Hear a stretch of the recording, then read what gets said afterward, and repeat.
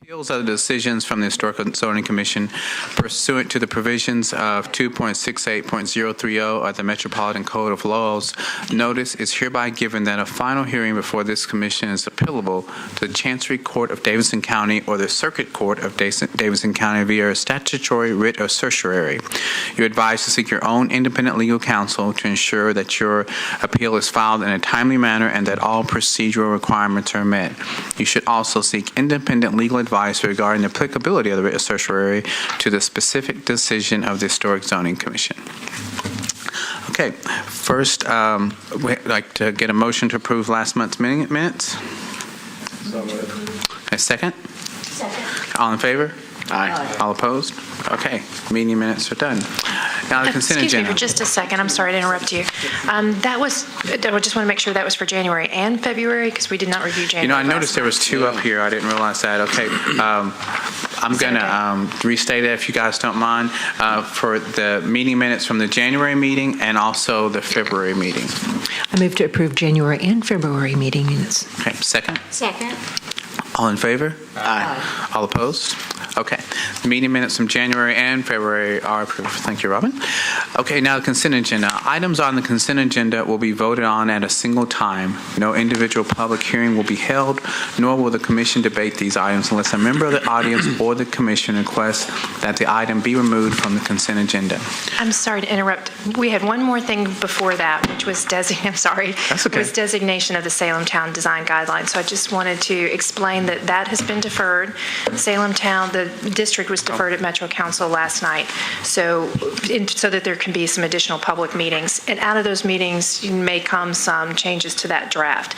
So we'd like to defer that until next month. Okay. Thank you. That's fine. I was going to do that at the end, and I realized it's at second. I'm sorry.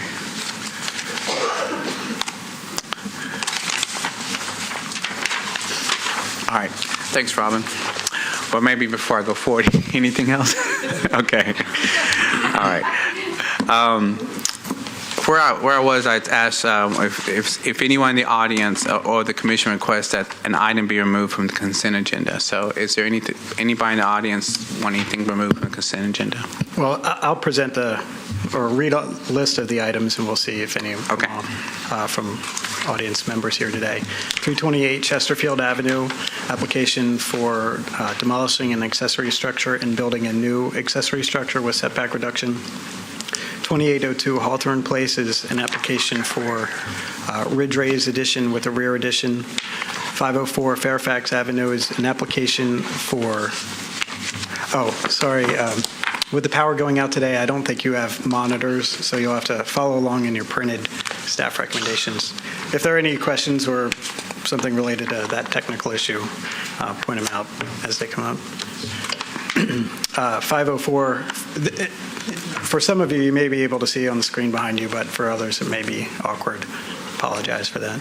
So continuing, 504 Fairfax Avenue is an application for installation of solar panels, which would be on the front-facing slope of that roof. Oh, and I guess those are the only three items of consent. Staff has reviewed those, found them to meet their applicable design guidelines, and recommends approval. And for any with conditions, the applicants have not objected to the conditions suggested by staff. Okay. Any questions to staff about the consent agenda? Sean, what about the Opry Place signage? Where is that coming up? That's at the end of the agenda. Okay. At the end of where? Of the agenda. Okay. Okay. Thanks, staff. Open public hearing. Is anyone like to? Oh, there it is. Anyone like to speak about any of these? Giving you another opportunity. Okay. Close public hearing. Move to adopt the consent agenda as submitted. Second. Second. All in favor? Aye. All opposed? Okay, the consent agenda is approved as submitted. Okay, the first part of new business is 1614 Benjamin Street. I can't recall if you've seen this before, but it's kind of been, we've been working with applicants for a while. I'm not sure if it's been to the commission or not. I don't think so. But the application today is for demolition. 1614 Benjamin Street is a one-story bungalow with a cutaway front porch, and it has two front entrances inside that porch. The dormer, it has a front dormer that is not original, and there is a small shed-roofed rear addition that's also not original. The dwelling, we believe, was constructed circa 1925, and it has a rear accessory structure that was built in 2006. Based on the date of construction, the house is a contributing structure to the Eastwood Neighborhood Conservation Overlay.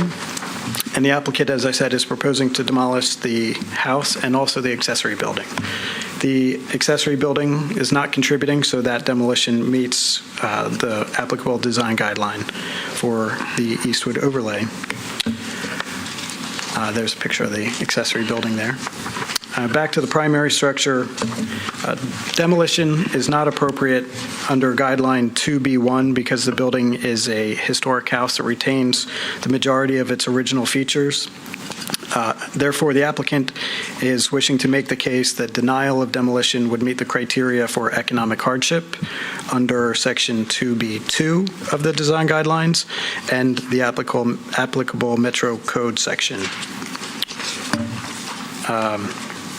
The applicant purchased the property in December of last year with the intention of rehabilitating the structure, possibly adding an addition. The house was purchased for $119,000, which at 1,101 square feet was $108 per square foot. That price is comparable to surrounding homes of similar size in the area. In similar condition, or believed to be similar condition, I should say. Following the purchase of the property, inspections by a building codes official and by a structural engineer subsequently showed that the upper story is not usable as living space because it has 2x6 floor joists and stairs that are too shallow to meet code. So the remaining usable square footage of the house is, based on the tax assessor's data, 824 square feet. So with that smaller square footage, staff reanalyzed the value, and in comparison to sales based on smaller houses, by not factoring in the upper story of this house, it seems that instead of the value of houses going down, the cost per square foot actually goes up. So in other words, it's like there's a floor to the value of homes, and this house was already pretty low. It was pretty close to low home sales, low home prices for the area. So regardless of how significant that change in value from losing the upper story may be, the applicant's claim is based on structural deficiencies in the foundation and the floor system that cannot be feasibly repaired without considerable cost.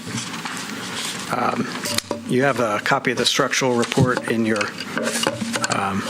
staff recommendations, but I'll just kind of highlight on, or the conclusion of that report is that it confirmed that in addition to the condition of the upper story, there were significant structural issues with the foundation and floor system, including insect damage, dry rot fungal damage on floor joists, the lower beams and sills, and combined with some water damage on the main level of the house, the total of foundation, floor, water damage, and the upper story, and reframing necessary to repair all of that. The conclusion was that the structure definitely needed significant work to bring it up to a safe, habitable condition. You'll also see that the applicant submitted a budget for estimated rehab costs. Their estimate is that typical restoration, or their initial budget was that a typical restoration would be approximately $130,000. Staff consulted with other restoration specialists who work in the area and found that this, based on a range of rehab costs being anywhere from $100 to $150 per foot, which obviously is a broad range, but the proposed rehab budget was within the range of that, the estimate provided by the applicant. The primary concern, of course, was in addition to that initial budget, that the rehab for the foundation would be, estimates for that were to be between $40,000 and $49,000 to repair. I guess some of you may be able to see their pictures there that correspond to pictures in the structural report. But essentially, the conclusion coming from the contractors was that you need to be able to support the house from the floor in order to rebuild the foundation, or vice versa, and that when both are in significant decay, it's considerably more difficult to do those repairs. And including the foundation repair, the applicant's total investment in the property upon rehabilitation would be, I guess, depending on that foundation estimate, between $289,000 to $298,000, which is significantly more than the estimated value of comparable homes in the area. And the conclusion of the structural report and estimates for rehabs provided by the applicant indicate that they have met the criteria for economic hardship. And our conclusion is that staff is recommending approval of the demolition of the contributing structure at 1614 Benjamin, finding the applicant to have met the criteria for economic hardship outlined by Section 3B2C of the Eastwood Neighborhood Conservation Zoning District Design Guidelines. Okay. Any questions to staff? Sean, I got a couple questions. Is the additional foundation work the tipping point in this analysis? Yes, that's correct. So the rehab of $130,000 is typical? Well, it may be high, but with the But it wouldn't the foundation press a is, trigger on your end. well, having a foundation with such serious issues is sort of indicative of greater issues that, because once you start taking out the floor to repair the floor, you would have to do additional framing. So it's a trigger point or a tipping point that triggers other things that quickly ratchet up the rehab costs. Was there a property inspection done on the buyer when he bought it? They're here and they can speak to that. Is that relevant at all in your analysis on economic hardship? To some extent. Entering into a bad purchase is you could consider that a self-imposed hardship, and creating a self-imposed hardship doing that sort of negates your ability to make a case for economic hardship. I think there was maybe, again, I will probably let them speak to this, but there was some inspection, but until the structural engineer went in and crawled through the crawl space and foundation, the extent of the condition wasn't necessarily known. And then I guess the case is, regardless of whether or not they had seen it, the condition would still be what it is.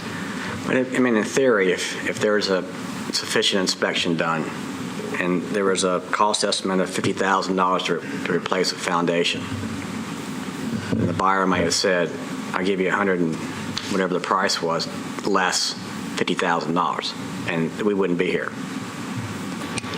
Can I jump in? Please. My understanding is this analysis wasn't really based on the purchase price as much as it was the value and the cost of repair. I agree completely that there are those times that people do spend too much and they are creating their own hardship. But in this case, we weren't comparing it to purchase price as much as to value. And there are always those things that can't be seen. And this house looked pretty decent. And it wasn't until they started removing some of the necessary walls and so forth that they had to remove for other repairs that they started to see the extent of repair that they wouldn't have necessarily seen in a walkthrough inspection. Sean, one question. What's in the $130,000? I mean, it's a big number, but what's in the detail for that? Do you have a copy of the rehab budget in the staff recommendation? Is it in here? It's itemized, but sort of broad topics like framing, inspection fees, lumber, drywall. Oh, I see. It's on the back side. The numbers are typical of a extensive gut and remodel. I guess, once they start to have to reconstruct the upper story framing and reorient the stairs in order to meet code, some of those cosmetic, it goes beyond a cosmetic rehab into a serious restoration. So that's why staff felt that after consulting with a few other rehab specialists in the area, that they seem to be in a good ballpark.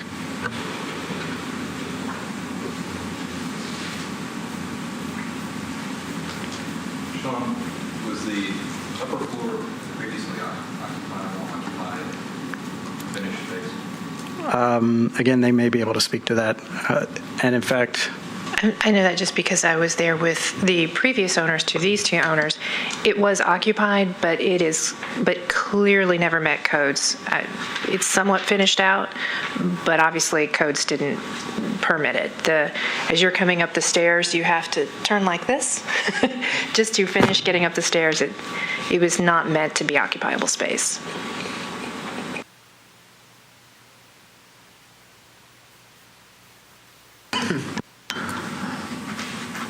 Okay, any more questions of staff? Okay, thanks, Sean. So the applicant, would you like to come forward and give us your name and address? We may have a couple of questions for you if you...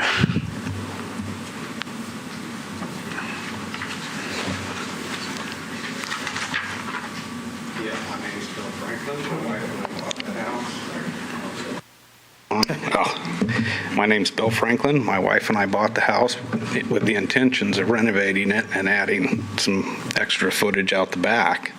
And we did have a home inspection on the house, and the guy didn't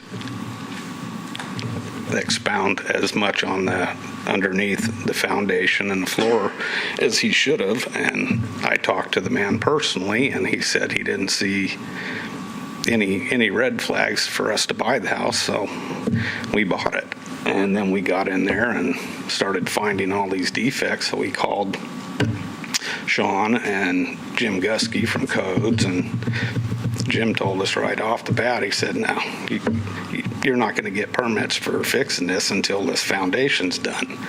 Call an engineer. So we had a structural engineer come in, and he said, I saved a lot of houses, but this one, you can't lift this house to fix the foundation. He said there's just too much rot and damage elsewhere. He said, just looking at what I can see, the termite damage in the substructure on the house was to the point to where if you tried to lift the house, it was going to collapse.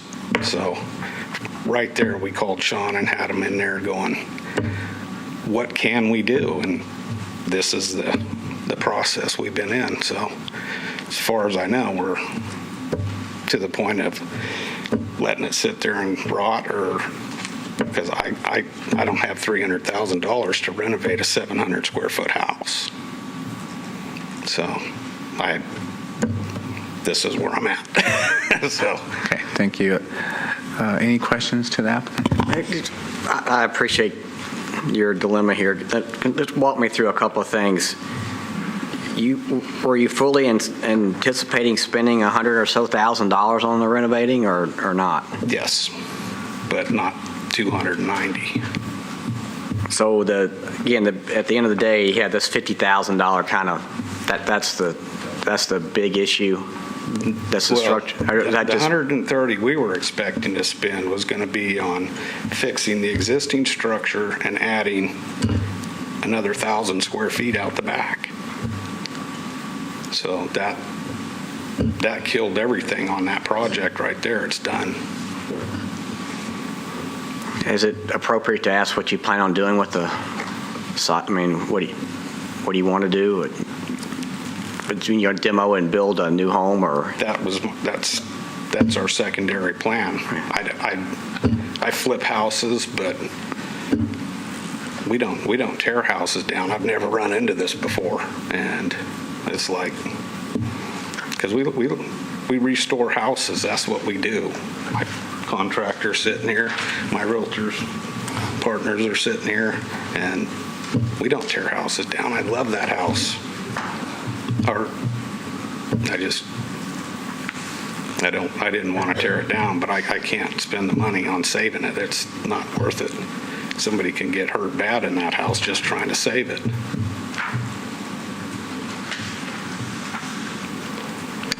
I'll add to that an architect working for Mr. Franklin has sent plans in to us for discussion. They were not part of a formal submittal, but it's a 1.5-story house. It actually looks pretty similar in front elevation to the house that's there. I'm sure it would be a little taller and a little deeper, but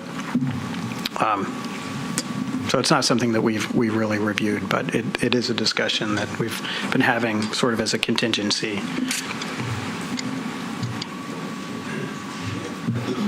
Excuse me, just to clarify. Just to clarify, what this comes down to, I think Richard stated earlier, is the foundation. Period. I'm looking down your numbers list here, and I've crossed out everything except footer block labor for $49,000. Is that correct? Yeah, I mean, I'm looking at this very big estimate, and I'm asking myself, what should we be thinking about on this panel today? And it's the integrity of the foundation of the home is the reason why you're asking for this hardship.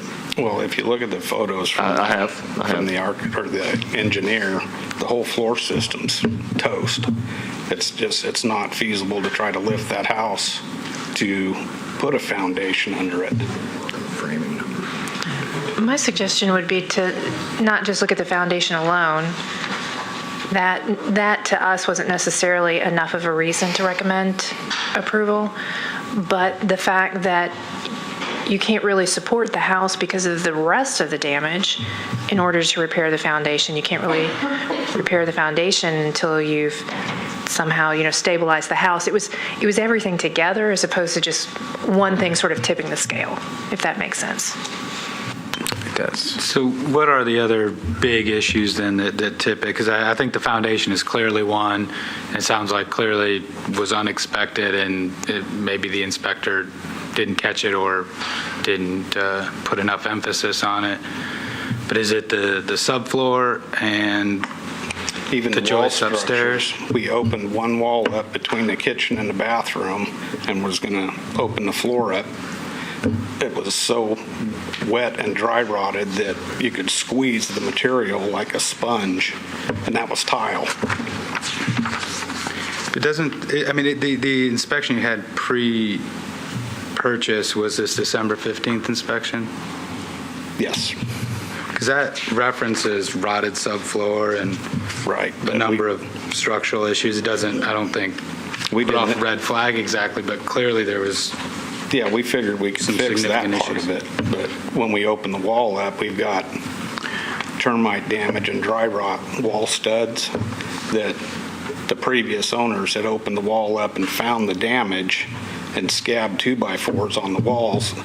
Nothing under them. They just nailed one on the side of it, and the existing, the old stuff, was termite damaged up off of the sill plate. So it was just, the wall was standing there on stilts, basically. And we found wiring in the walls. It was just spliced wires in the walls and electrical outlets just stuffed in the walls and sheetrocked over from the old knob and tube that were still live. And it was like, I guess to me, this is a total demo.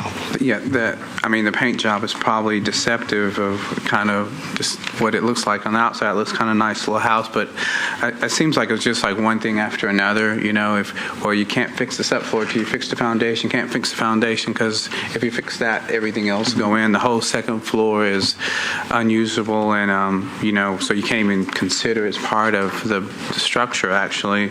So it's in the end you don't have much left that you can save. So it makes your hardship makes, I follow the logic that staff used to evaluate it. It seems like if it was just foundation, then you could take care of the rest of it, but it's not just foundation. If it was just the rest of it and you had a good foundation, but if you touch one thing, the whole thing, I'm exaggerating, but if you touch one thing, everything else goes down. So. Well, we had a guy come in looking at it the other day, and he went under the house, and he went right back out and said, it's just not safe to be in here at all. So. Any more questions to the applicant? Did you get down in the crawl space Yes. to look at it yourself? Yes. Because I'm looking at the photos. Was this stuff visible before you purchased it? I mean, there's certain red flags like We've shims seen- jammed under the piers and rigged up piers. We've seen a few things, but we termite damage figured on we could photos. fix what we could see, but once we got in and started really looking at everything, it was like, there's nothing savable here. We didn't think about a structural engineer before you bought it? No, I expected my home inspector would have given me a straight poop on the whole thing, and he didn't. He didn't want to crawl under the house in the mud any more than anybody else did, and he didn't do it. Well, he did, but he didn't spend much time under there. He just kind of flashed through it and told us, he said, I don't see any red flags at all on this property. So we took him at his word. I mean, I don't live here. Yeah, I mean, I can understand your plight with the home inspectors. Their form contract says you get your money back if I screw up, unless you change it, and they won't change it. So I can understand you don't probably have any recourse with him either. Okay. Any more questions? Okay. Thanks. Thank you, sir. Is anyone else like to speak on behalf, just on or against it? Just come before and give your name and your address. My name is John Brittle Jr., and I'm a real estate broker at Village Real Estate. And I went to see this house yesterday. And I've been selling real estate in Nashville for 25 years and have lived in a historic district. And I went over there yesterday because I had never seen a house that I had never personally seen one yet that I thought needed demolishing. And so when I had talked to these guys about it, I said, well, I've got to go see that because I've never seen one. And I can tell you that I've never come before your board in 25 years or your commission, and don't hope to ever again, but I've never seen one until that needs demolishing. And I feel for guys who inspector didn't, he was probably afraid to crawl under there. And I think that the comment I made yesterday is if a big storm comes like we had this week, I wouldn't want to be under here because it's truly sitting on stuff that it shouldn't be sitting on. And I think, Mr. Tibbs, you made the right point, which was they can't do any of their things without starting with the other pieces and the walls where they've taken some walls out, the coverings, the repairs to them, and it may be the entire construction is like this. It's literally pieced together. I didn't see a section of wall that had wall framing that would have met codes after they got the foundation fixed. So I just would like to say in all the years that I've done historic areas and even areas that weren't historic but had contributing structures that needed to be saved, this was the first one I had seen. And so for what it's worth, I think the staff recommendation is the right one to demolish this house and let them redo it. Thank you. Anyone else? Okay. Close public hearing. Discussion? I want to make a motion to approve staff recommendation. The reason we have these guidelines for economic hardship, even though mistakes were made, I think that feel like the applicant has gone through the steps that needs to be to prove that the structure itself, whosoever fault it was, didn't wasn't caught, is certainly something that needs to be, it's not safe. Okay, we have a motion and a second. All in favor? Aye. All opposed? Okay, motion carries. Thank you very much. Okay, the next one on the list is 1517 Paris Avenue. I'll jump in if I may and explain that 1313 Shelby, which is next on the agenda, was removed at the owner's request. What was removed? 1313 Shelby.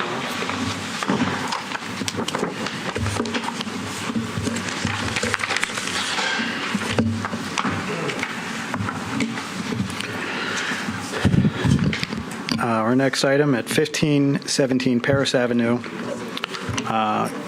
It's an application to construct a detached accessory dwelling unit. The house is a contributing building in the Belmont-Hillsborough Neighborhood Conservation Zoning Overlay. It's typical of a 1.5-story bungalow with a side gabled roof, built circa 1925. The house was enlarged last year with a 2-story addition, taking advantage of a drop in grade and encompassing roughly 1,500 square feet. But that's the primary building. The applicant today is proposing, as I said, a detached accessory dwelling unit at the rear of the property. The proposed building would be 1 story with a ridge height of 13 feet and an eave height of 8 feet. And these measurements are well under the required maximum height allowed for accessory dwelling units. And it's also the eaves are compatible to the eaves of the house, which vary from 10 feet to 14 feet from grade, following the grade, excuse me. The floor plan of the building would be U-shaped, letter U, with footprint size 618 square feet, which is less than the maximum allowed 700 square feet for an accessory dwelling unit. But the lot coverage with the recently constructed 2-story addition, the footprint of the building was increased to 2,397 square feet, leaving approximately 64% of the lot remaining open. The accessory dwelling unit would bring that open space down to 55%. Obviously, the converse of that is a lot coverage of 45%, which is equal to the maximum that is allowed under bulk zoning. But under the historic guidelines, we're not just looking at footprint, but also the height and massing and distances between buildings and how that relates the built space to open space. But again, by comparison, nearby lots with historic buildings and accessory buildings, the typical amount of open space is around 72%. There's some fluctuation there from a little bit less, obviously, to I think around the area of perhaps 61%. 1511 Paris Avenue, a few doors down, has a open space of 61%, but that has a large house and a small lot. So we factored it, but it's perhaps not the best, most typical of the condition. And staff finds that in relation to open space, with the new building, it would be greater than what is found on surrounding historic properties. And then that would not be guideline 2B1B. I guess those are just a planning map for those who can see it. Although the design of the proposed building is minimal, the rear addition recently added has, as I said, 2 stories. Because of taking advantage of grade, it has a partial above-ground basement. The additional height here was appropriate, mainly or largely because of that drop in grade. Because the lot already has little open space remaining compared to historic properties nearby, and because the construction of the new accessory dwelling unit would leave the lot with the lowest proportion of open space remaining, both contributing and non-contributing buildings, staff finds that the accessory dwelling unit, as I said, does not meet guideline 2B1B. However, the location, otherwise, setbacks, materials, all those other sections of the design guidelines are met.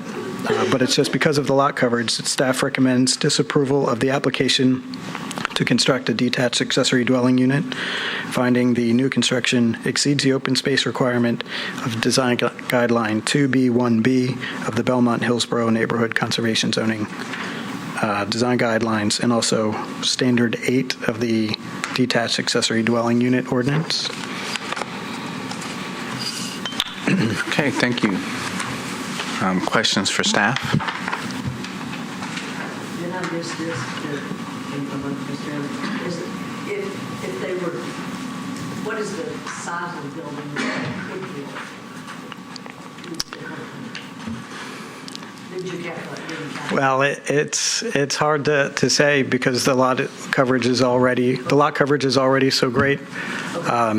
In order to build a usable space, I'm not sure what that answer might be. Yeah, that was my question. So you feel like it's already built to the maximum based on the... That was staff's conclusion, yes. Based on the neighborhood. I think that's what the 2BP says. I'll add, and I'm sure the applicant will add, that we did receive 2 letters of support of the project from the two of the adjacent properties. I think if you're looking at the house, the one to the left and the one to the right, although the one on the right I think actually faces Belmont. There was another, actually I can read those letters. They were emailed today, so I didn't have a chance to pass them around to you, but just quickly... You can pass it around now if you like to, okay. Instead of reading if you want to. Okay. And there's a third email that is included with those that expresses interest in the case, but isn't clear if it's in support or against, but I'll pass that around as well. Okay. Okay. Any other questions to staff? All right. Thanks, Sean. Would the applicant like to come forward and speak about the project? Just state your name and address. Good morning, or good afternoon. I'm still in the morning. My name's Van Pond. I am the architect for this project. My office is at 1200 Division Street, 37203. Thank you all for taking the time to hear our request for consideration. As Sean has said, and we've passed around, we have letters from our neighbors to the east and the west that one faces Paris Avenue, one faces Belmont Boulevard. I think our neighbor that is to the south, Miss Peggy Dugman, is here. She may have some input on this, and we're glad to hear it, absolutely. What did you say? And you may have some input on this, and we're glad to hear it, absolutely. She has met with the developer of the property, and I think has seen the plan, so she's familiar with what we're talking about. The new owner of the property is here, Annie Barnes. She's with us. This is an interesting little island at the end of Paris Avenue. You'll see on the site plan maps, and there's one at the back of your stapled copies, the historic lot configuration, which you go back to the plat map. The historic lot configuration was actually 4 lots that faced Belmont Boulevard that at some point a long time ago were re-subdivided so that 2 of the lots behind the northernmost side facing Paris Avenue were created facing Paris. That kind of created this odd little island of space at the end of Paris where we've got more lots than were originally intended. You can see that the pattern of Paris Avenue development in the core of the block has a central alley, which is very typical. Our lot does not have an alley because it basically goes from front property line to a side property line of an adjacent property.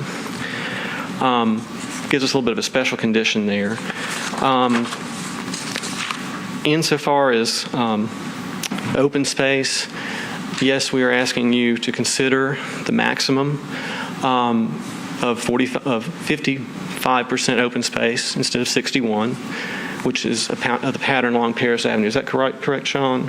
Did we evaluate Paris Avenue? Along Paris Avenue. So it's a specific portion of the neighborhood, which is immediately adjacent. Because of the way our lot's configured, we now have behind us a double lot, which Mrs. Dugman's apartment building sits on, that the rear part of which is not developed. It's actually just yard space at the moment. We don't know what that could be in the future. The zoning is the same. It is 2 lots. So it could be an R8 zoning. It could be a multifamily, 2 multifamily units side by side, or it could remain an apartment building forever. We'd like your consideration to put this structure in to add some privacy to the back of our property. And I think in the picture that Sean and the commission put together for you, looking at the back of the property, where the dumpster is sitting in what looks like an alley is actually the back property line. There is no alley, so we're not going inside that dumpster. We're kind of where the dumpster is sitting. That's really it. We'd really like your consideration on this. We understand that it's more than is normal on the rest of Paris Avenue, but this is not Paris Avenue. Most structures on Paris Avenue don't have two apartment buildings on properties right beside them. And if you have any other questions, I'll be glad to answer them.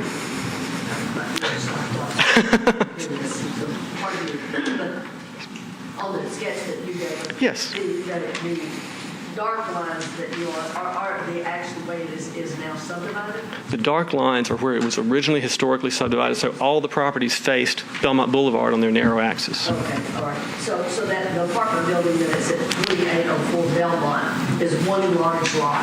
It's on two. It's on two. It's on two lots deeded as one. Correct. And it's legal. Those are the original lots. And it's legally non-conforming. If it more than 50% of it burns down, I can only put back. One lot. It's illegal. It's legally non-conforming. If I get this wrong, So it's the department. The lots that are now facing Paris are an official, have been subdivided. Right. So you have 5 total lots right now in that little mini block. Okay. All right. And what Mrs. Dugman was saying is that the apartment building at the corner of Belmont and Kirkwood, which is on 2 lots, were that building to be destroyed, she would not be able to build that same building again. It's a legally non-conforming structure. Okay.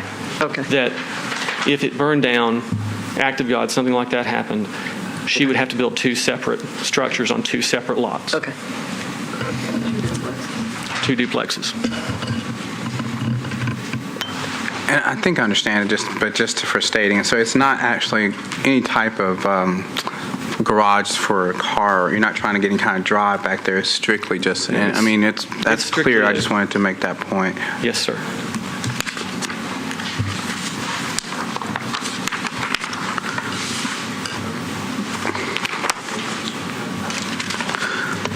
In staff discussions, was there any, and this is, you can say 2 van, I mean, that's fine, but were there any discussions to make it smaller, or was it just that was there, and I'll leave it for you too, just in case, was there any kind of options at all talked through that, or?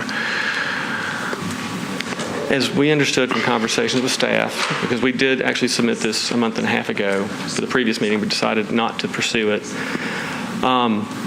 Discussions with staff ended up, what Sean had said, basically because of the addition put on the house last year, which was done by a developer who then sold it, the lot coverage is at 37 or 38% as it sits with the house right now. And there was really no option for us to come back and say, we'll reduce this. We understood that there was no option to make the structure smaller or whatever, that any structure besides what was already there, staff would recommend disapproval on. And so here we are now. It looks like you're about 65% now. Is that right? We're at 45% coverage proposed. What was it? Sorry. Yeah, 64 now with the building and the addition. Open space, yeah. Restate that one more time, I'm sorry, yeah. With the addition as the primary structure is now. As it is right now, not proposed, but as it is right now. As it is now, yeah. 64% of the lot remains open, as open space. 30% is a building and 64% is open. No, 30. 35, 36, yeah. Is covered. It's building. And 64.5 is open. Okay. Yeah. Which does it change by adding this again? It would take the open space down to 55, from 64 to 55. So it takes the built from 34 up to 45. So 45, 55. Right. Yes. Okay. And the comparables in the area, the lowest was 61%. Am I correct? Yes, 61 is what's at 1511. Okay. Which is, that's the one I said it's a historic house, but it's a big house on a smaller than typical lot. Okay. Others on Paris, 76, open space, 24%, 25, 31, up 39, 39, that's the 1511. So. Okay. Thank you.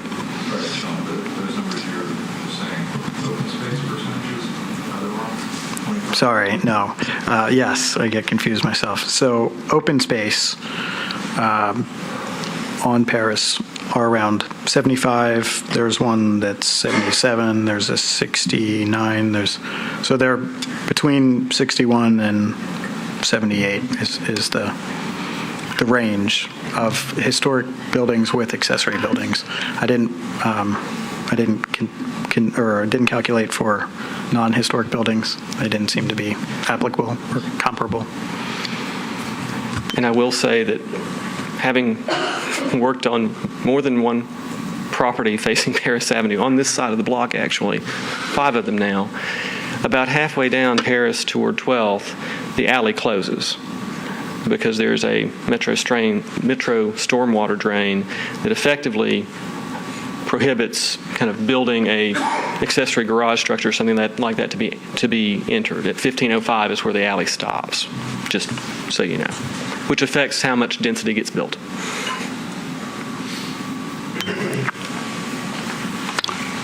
Okay, any other questions for the applicant? Okay, thanks, Ben. And I open public hearing for anyone else who'd like to speak for or against the project. You can come up, yep. Just give us your name and your address. Thank you. I am Peggy Dugman, and I've been in touch with, I'm Peggy Dugman. I just wanted to give him that card. I've owned the Claire since 1980. I'm a hands-on manager. It's my only paycheck. And if you would, I'm glad you have this diagram up here. Just to the left of the purple arrow, that building that goes across the 2 lots is the Claire. And I did write an email to Sean, and I certainly want to be a good neighbor. But I went over a couple of times and looked at this project, and I do have the plans. If you drive down the alley to the right side of the purple arrow and look at the buildings that are positioned there, they're a lot further toward Paris than this building that's proposed. And another thing I did yesterday was, and I don't think I've heard this addressed, if you drive down Belmont Boulevard and you look over to the right where this building is proposed, it's very obvious. And so what I said to Sean was that I trust that you all are educated in this profession, and that he is as well, to make the right decision for the Historical Commission and to ensure the property values in that area. I know you're much more equipped to do it than I am, so I will put my trust in your decision to make the right decision to protect the historical integrity and the property values for all of us, including 1517 Paris, as well as the Claire for me and for my children. Thank you very much. Thank you. Anyone else? Yes, please come forward. My name's Annie Barnes, and my husband and I are the ones that are proposing this. We bought the house, and it's nice to meet you. I haven't met you yet, but the sort of where this came from in our heads was we were trying to get a little bit more privacy, because as you could see from the photos, our property is very clear. You can see Belmont. You can see our whole house from Belmont. You can see we're really close to Belmont, and it's really loud, which is, understandable. We love the house. We're really excited about it. But we had worked with Van to sort of create more of an outdoor space that was going to give us a little bit more privacy, and we did that with the awareness of all the structures around us. We have 2 apartment buildings right next to us on the Belmont side, and we haven't planned to get up near her back property, and they drew everything so that it was within codes, it fit all the rules and everything. And what we had understood, that we honestly didn't even think that this would be such a big ordeal. It sounds like it is. I didn't want it to be such a big deal. Because we followed all the laws and we didn't think we were going to be, messing anything up. So I just wanted you to know from our perspective, we were hoping to get a little bit more privacy and make our backyard, since our house is set up because of the, I don't know why, but we were trying to get a little bit more living space outside in our backyard and the privacy issue, since we have the 2 apartment complexes next to us in the back. So I don't know. I just wanted to say that since I'm here. And anyway, nice to meet you guys. Thank you. Since she's part of the applicant, any questions for her? Okay. Well, first, is there anyone else in the audience that wants to speak? There's only one other person. Okay, you can come up one more time, and then Really very quickly, I just forgot to say, I believe the addition would be built within 2 feet of my property. Is that correct? 3 feet from the rear of their property. So that's, 3 feet from yours. Which is a little close. And while my building is an apartment building, that building next door, I believe, Sean, help me, I think it's a converted house into multiple units. So I'm not too sure about, I don't know. I noticed the other day as I was taking these pictures, it has a porch on each side or on each street. So yes, it is. I'm not sure if those are both original or not. Okay, thank you. No more. Okay, thanks. Okay, if there's no one else, I'm going to close public hearing and discussion. Can I just review this one more time, Sean? The existing structure without the addition, proposed addition, is occupying roughly 35%, leaving 65% open. Yes, those are With the my new calculations. building, it adds roughly 9%, plus or minus. So that would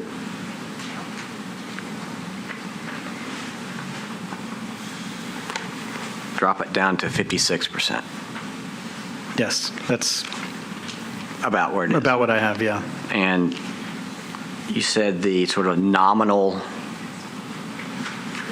areas around the open areas around the site is about 61%.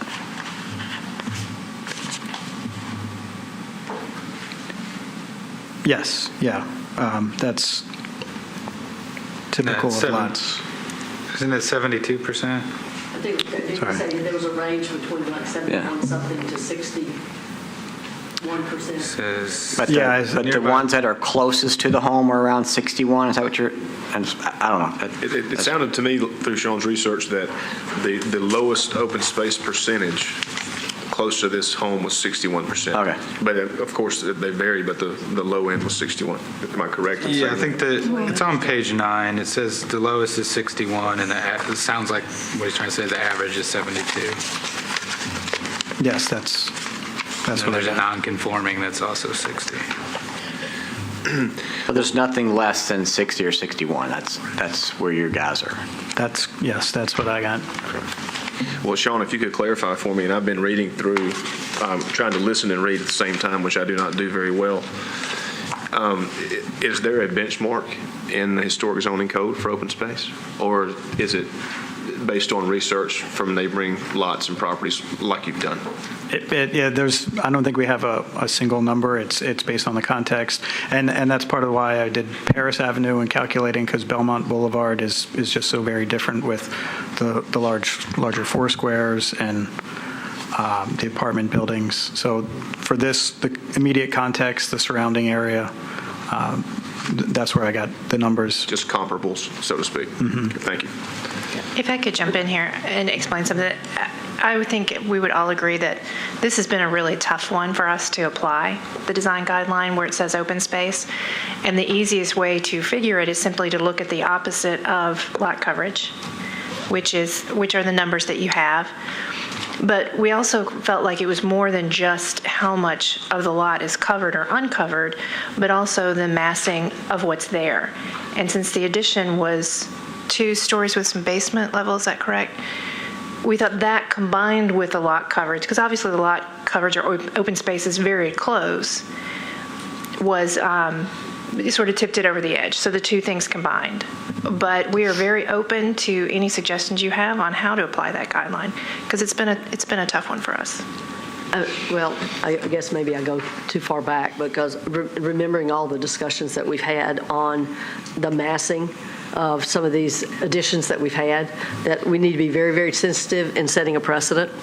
And although I certainly appreciate what their dilemma and what they're trying to achieve, I just think that we may be setting a precedent here, especially along Belmont, that I'm not sure we want to deal with and have to account for ourselves in that decision. But that's where I'm taking this. I have one question for staff. The recommendation is based on the design guideline and then also standard 8 of the detached accessory dwelling unit ordinance. You probably said it, but could you say again what standard 8 is? It's probably in here, but.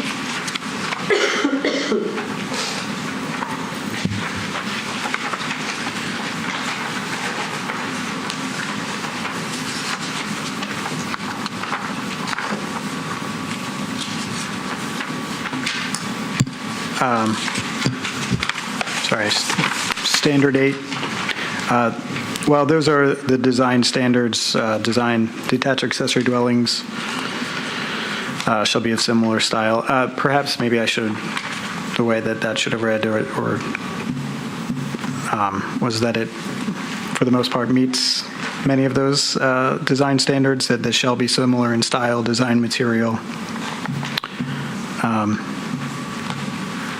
So is that standard 8 of the zoning ordinance? Is that a part of the zoning ordinance or part of the That's guidelines? part of the code. That's part of the code, not in the guidelines. Not in the guidelines, part of the zoning code. Okay. And so, Sean, so should we scratch the standard 8 out of this in terms of being a part of why the staff is recommending disapproval? That would make sense to do that. The main thing is that the design guidelines. Okay. So this structure meets the guidelines in every way except open space. We're only talking about open space, just to be clear, right? Sure, correct. Yes, correct. If I could make a couple of comments. You know, if they were to build the same amount of square footage on 2 stories, we'd probably we'd have more open space, which is often what's done. However, if they were to do that, we might be faced with more opposition from neighbors, being that there's not an alley separating the neighboring property. We also would have a much more, if you could switch back to the view from Belmont. From Belmont, this 1-story structure is going to be relatively hidden compared to if they were to build a similar structure that's 2 stories tall. So, I think, whether we can talk about percentages, but I tend to feel like this is maybe a more appropriate solution given the unique characteristics of the site, despite it may be low at the lower end of open space requirements. So I just offer that as, this is somewhat of a unique condition that I'm not sure I'd want to see a 2-story outbuilding or accessory structure from Belmont here. That's what, when I first looked at it, I thought, well, this is a little unusual because most of these building structures. We see them sort of vertical, often they're garages, and it seemed like similar amount of square footage that meets the zoning ordinance in terms of size, I guess. Is that right? The size of the structure meets the zoning ordinance. Yes, it does. The bulk massing, eave height, et cetera, yes. So it was a little unusual in its footprint, but understanding the concerns of privacy really from both properties, both the adjacent property and this property, and the view from Belmont, I think it's appropriate. I concur. By looking at these photos, tell a lot more than this plan does. But viewing what we've seen, the outdoor space that they do possess right now is sort of a muddled type of no man's land. I think the structure serves as a great terminus to the end of the property and a buffer against the adjacent property. I wouldn't think it would be the end of the world if that were the normal in several properties. And if we were talking about 15% open space or 20, that would be one thing. 55%, I think they've made themselves a nice outdoor space. I agree with Commissioner Gee. If there's a right way to do this, I believe we've just seen it. I tend to agree with what both of you have just said, but also think, Ann made a good point, that we need to be careful about setting a precedent of this is a lot on a little lot. It's only 135 deep, which is unusually shallow for the lot. So maybe if we are leaning towards approving it, we want to be really clear why, so it's not a precedent for a coverage this big, or a coverage ratio that high on an ordinary sized lot or even on a big lot. Is sort of where I want to be cautious if that's the way that it goes.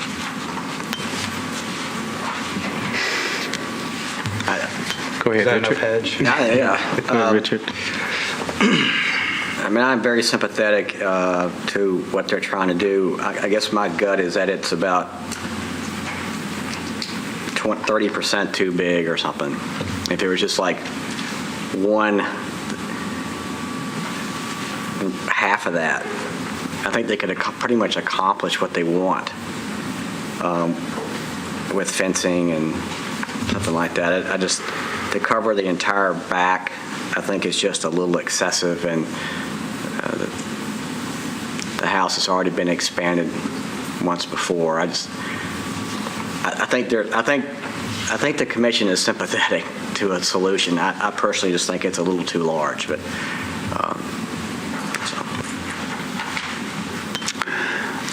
How about from that side? Anybody have any comment? I understand Richard on that as well, sympathetic to that solution, but it's just a 30% too big.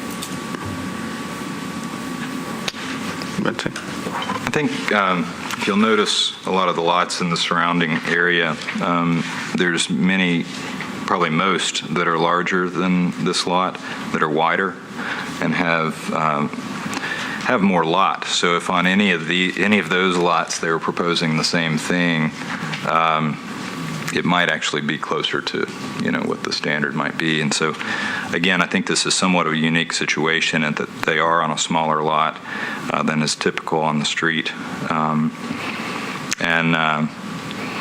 So this exact same design, two lots over, we probably wouldn't. It would have probably been on consent, perhaps. I agree. My comment was more towards setting. If someone looked at it as a precedent with respect to percentages, I didn't want that percentage to be applied to a big lot, because then you would have this enormous structure. Right. I agree. Right. Sure. Please. Thanks. See if I figured how it turns. Am I on? Great. You're on. All right. That'll be a first. I agree. I think that what I'm hearing all of the commissioners saying in their comments is that I believe the sense is that we all think that it's too big, or we wouldn't be struggling with it to this extent that we have. But I believe also we understand that it is in our discretion to decide whether the too big is excessive under the unique situation that we have here. And I think that it's not. We'll find out on a vote, I suppose. But I believe that we're faced here with a unique situation, and I think that too big is not excessive in this situation. Thank you. Okay, everybody's spoken. Let's get a motion. So before we do we want to ask if they want to do something smaller, or do we want to just go ahead and... Why don't we see where we get with the motion, and then let's just see where we get with that first, if that's okay. It doesn't, I mean, Go ahead. I'm going to make a motion to agree and support staff recommendation for the reasons that I had presented. I understand and I know sort of what's trying to be achieved, but I do know the dilemmas that we have grappled with all along Belmont and in this area on massing. And for that reason, I support staff recommendation. Okay, do I have a second? Second. Okay. Can we have some discussion? Yeah, sure. Just, I'm probably not going to support the motion. Realize that. Again, to sort of reiterate, I think we have a unique condition here. The lack of alley and the adjacency to a multifamily property, the size of the lot, and the visibility from Belmont would be sort of three unique conditions that I would propose otherwise, and that's why I'm not going to support the motion. Okay. But I appreciate and understand. All right. Likewise. We've got a motion and a second and a Hunter apology. All in favor of the motion? Aye. All opposed?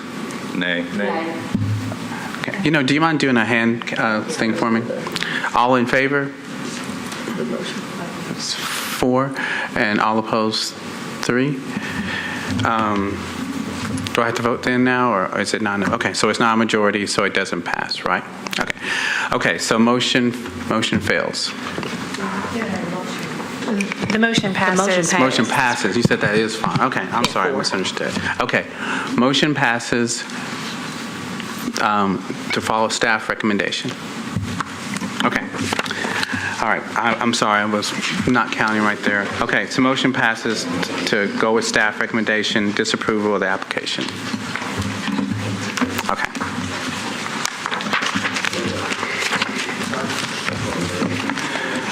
All right, the next on the agenda is 320 South 19th Street. 320 South 19th Street is a non-contributing structure that was constructed circa 1958. Staff has already issued a permit at staff level to demolish the structure that you will see in your packet and on the screen. That's kind of going to what the commission approved last month when you said that staff could issue demo permits at staff level for clearly non-contributing structures, which we believe this one was. If you go to your site plan, the existing house was oriented towards South 19th Street, but the applicant is proposing to orient the new structure to Boscobel Street. Staff believes that the orientation towards Boscobel Street in this case is appropriate because all of the other structures on the four corners at the intersection of South 19th Street and Boscobel, all of those houses face Boscobel, so we believe that that is an appropriate orientation. Let's see, going to the front facade. Oh, you could also see that the application is for infill construction and also for a new proposed two-story garage, which I will discuss a little bit further. But the garage, it will be accessed via a curb cut on Boscobel Street. There's no alley access for this site, and the garage is kind of to the side of the house, not really in the rear yard. Staff felt that it was appropriate because there really isn't much of a rear yard on this lot, and it's in a location where you do see garages and accessory structures when lots are kind of wider than they are deep. So going to the front facade, the proposed structure will be 1.5 stories tall with a maximum ridge height of 28 feet and an eave height of 14 feet 6 inches at the front. The house will have a maximum width of 37 feet and a maximum depth of approximately 48 feet. After the construction of the house and the proposed accessory structure, the percentage of open space for the site will be approximately 65% open space.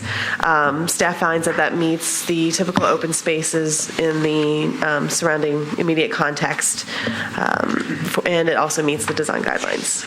The primary roof form will be a cross gable with a slope of 1212. Going to the side elevations.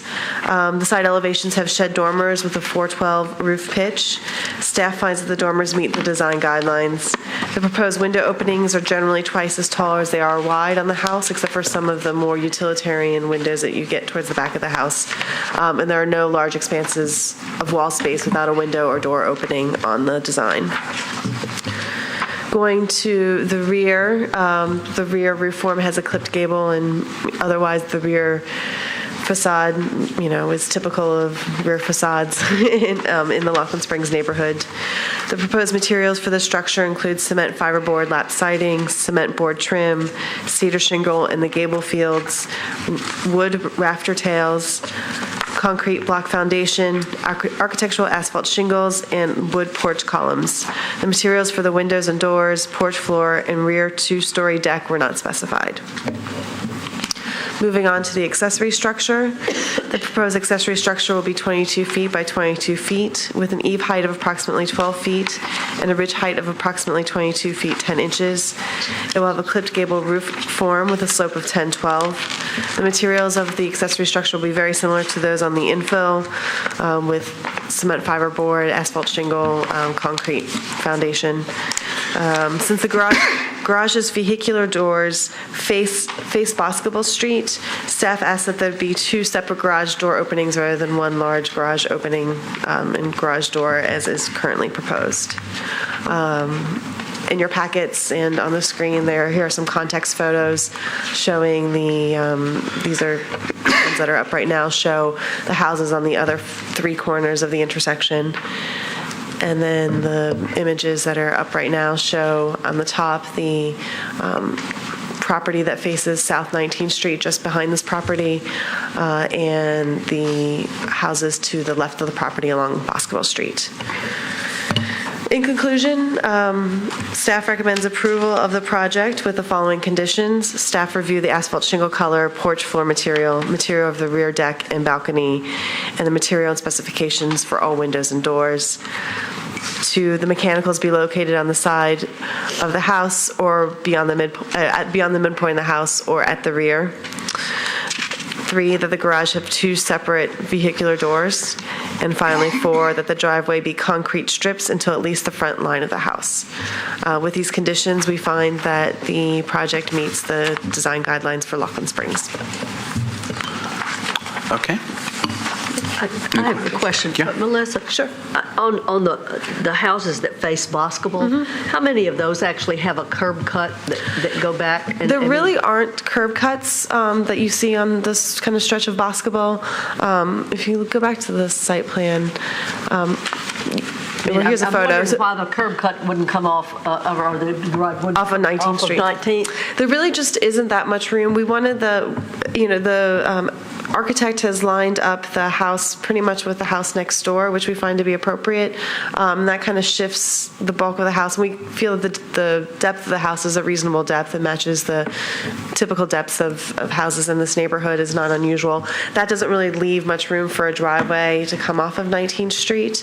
I agree that it would be, if it was possible, one coming off 19th Street would be better than Boscobel. There's a rhythm along Boscobel, Right. and it doesn't include curb cuts. That is correct. But in this case, just, I believe I didn't find a Sanborn map to corroborate this, but this used to be, I'm guessing that this used to be two kind of deeper and, less wide lots that were kind of subdivided, so there's now a lot behind and kind of they're more square lots. So yeah, we found that the location and the access point to the garage is appropriate just because of the idiosyncrasies of the site.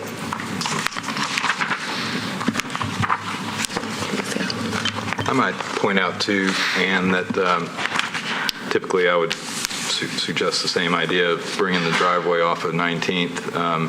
But if you did that because it's not a very deep lot, the garage would likely be more exposed Sure, to the yeah. streetscape Yeah. than it is here. And I think along with the concrete strip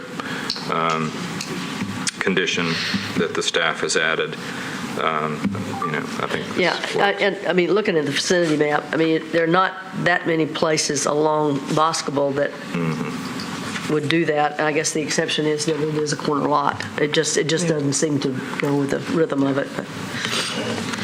Okay. Any more questions?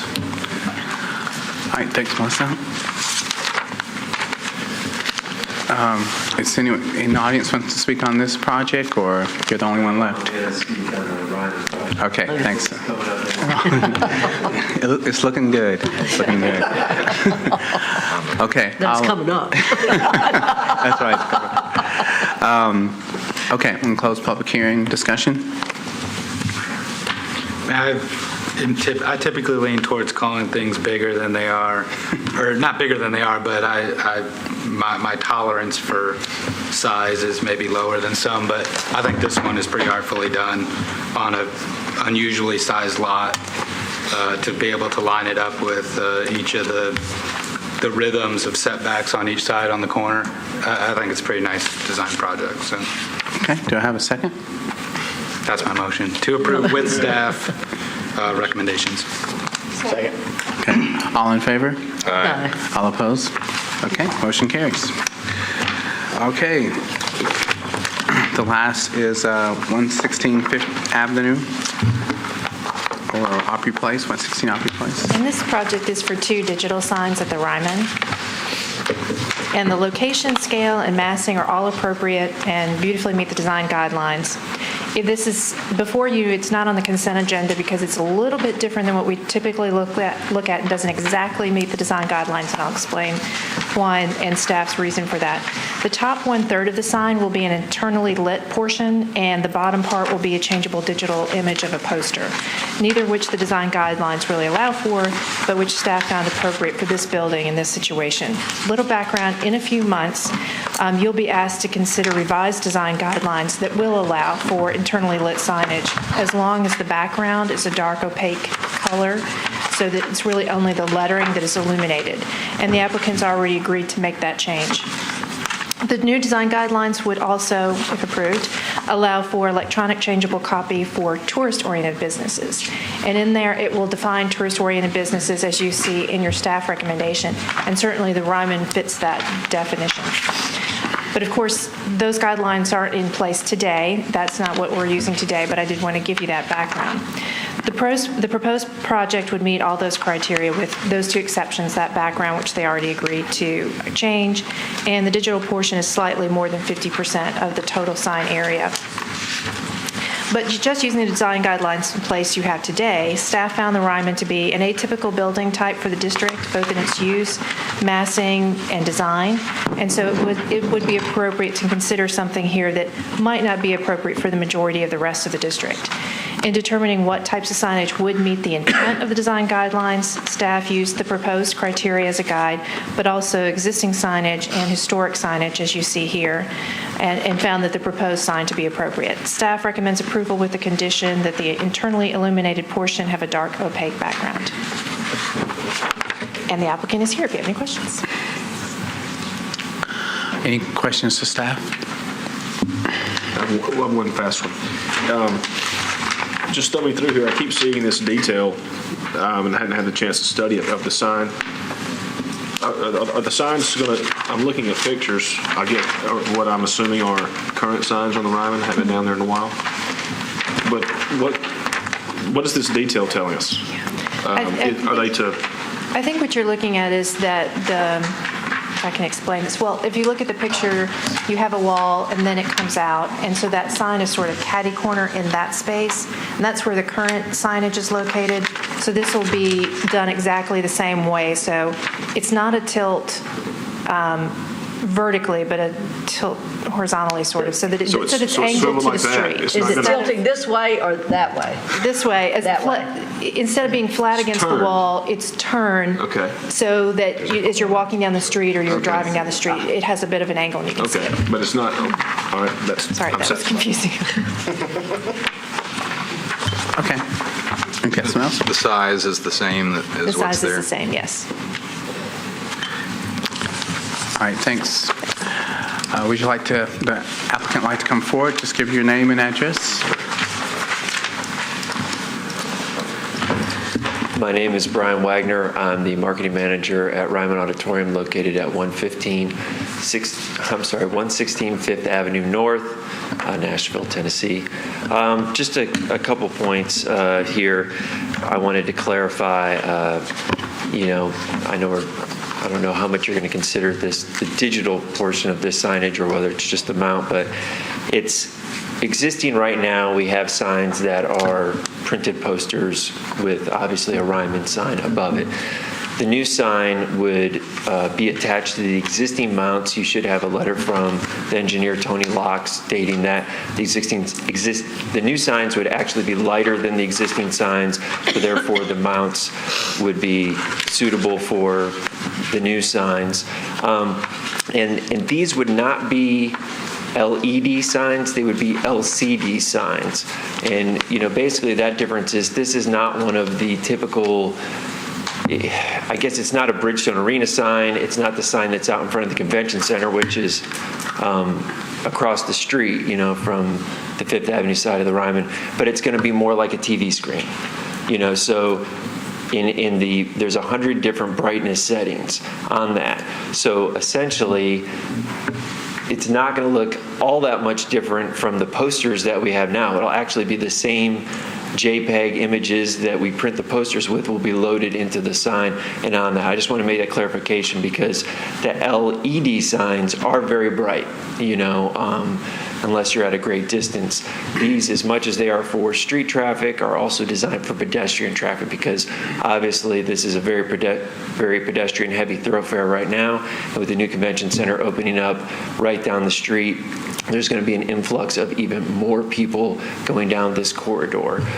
So we hope that these new signs will be able to inform people that the Ryman is while we are open as a tourist attraction during the day, and we do see 180,000 plus people a year to come tour the Ryman. It is not just a relic but an active entertainment venue, so we'll be able to have the opportunity to promote both our daytime offerings and our nighttime offerings to all the visitors in the city. I guess the only other thing is the new signs are actually slightly smaller than what you see, and the current signs are enjoying a good deal of wear and tear right now, so we're looking forward to the opportunity to replace these signs. So I guess that's all I have, unless you have questions for me. Any questions? One very quick one. Brian, are the signs currently lit right now? By a floodlight maybe or anything? Or are they just literally They're not any more than what they catch from some of the architectural lighting on the building and the historic light that's kind of in the middle. Right. But so at night they're not illuminated whatsoever? They're not. They're pretty hard. They're kind of hard to see at night. They're a little shadowy right now. Thank you. Okay, thank you. Okay. Discussion? Motion? I'll make a motion to adopt staff recommendation. All in favor? All opposed? Okay, motion carries. Thank you very much. We have just a couple of other things for you. I wanted to let you know how successful the Old House Fair was on Saturday before last. We had almost 400 people there, raised a little money for the foundation, but most importantly, we got across a great preservation message to a lot of people, and it tells us there's a lot of people out there hungry for this type of information. So we'll definitely be doing it again next year. And wanted to remind you that it's not too late. If you know of a good project, encourage them to apply for the Preservation Awards. I believe the deadline is day after tomorrow. It's coming up soon, so let them know to get that in. And that's it. Thank you. Okay. All right, if there's nothing else, motion to adjourn? Second? Okay, motion, meeting adjourned. And I'd like to thank you all as well.